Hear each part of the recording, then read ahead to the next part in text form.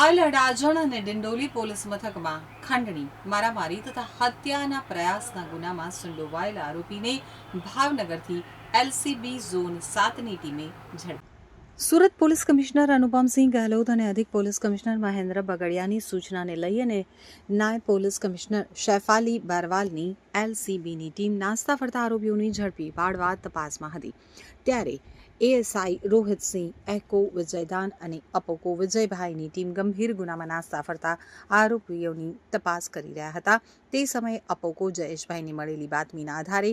પાલ police મથકમાં, Adajan police મથકમાં અને ડિંડોલી પોલીસ મથકમાં ખંડણી, મારામારી તથા હત્યા પ્રયાસના ગુનામાં સંડોવાયેલા આરોપી એવા ચિરાગ રેવાભાઈ મેરને ભાવનગર જિલ્લાના પરવાળા ગામ ખાતેથી ઝડપી પાડી સુરત લાવી તેની ધરપકડ કરવામાં આવી હતી.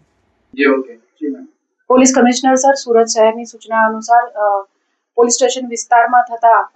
જે નાગરિકોની સાથે કોઈ પણ પ્રકારનો ક્રાઇમ બને તો એફઆઈઆર રજીસ્ટર કરી આગળની કાર્યવાહી કરવા જે સૂચના આપવામાં આવેલ તે અંતર્ગત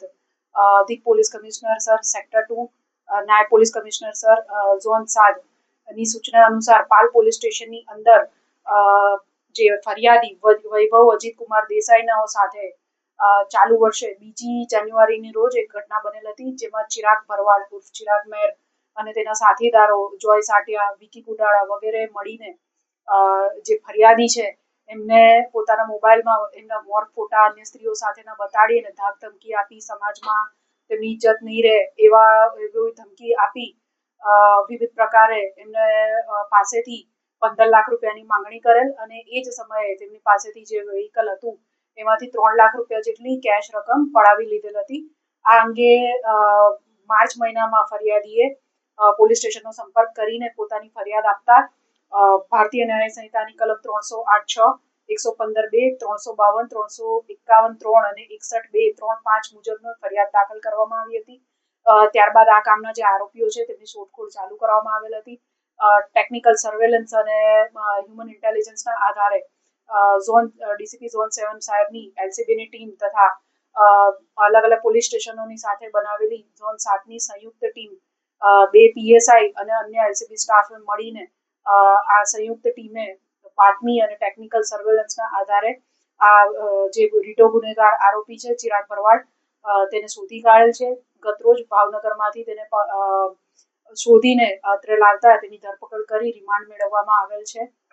આરોપીની વિગત જોઈએ તો આ આરોપી અગાઉ ગુજસી ટોકમાં તેની વિરુદ્ધ ગુજસી ટોક દાખલ થઈ ચૂકેલ છે.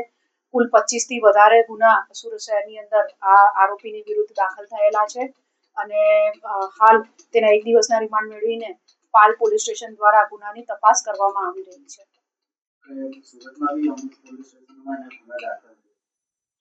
ઘણા બધા પોલીસ સ્ટેશનની અંદર એના ગુના દાખલ છે અને સદર આરોપી ગુજસી ટોકમાં જે ઉત્તરાયણ પોલીસ સ્ટેશનની અંદર 37/2024 નંબરનો જે ગુનો હતો એની અંદર 1 વર્ષ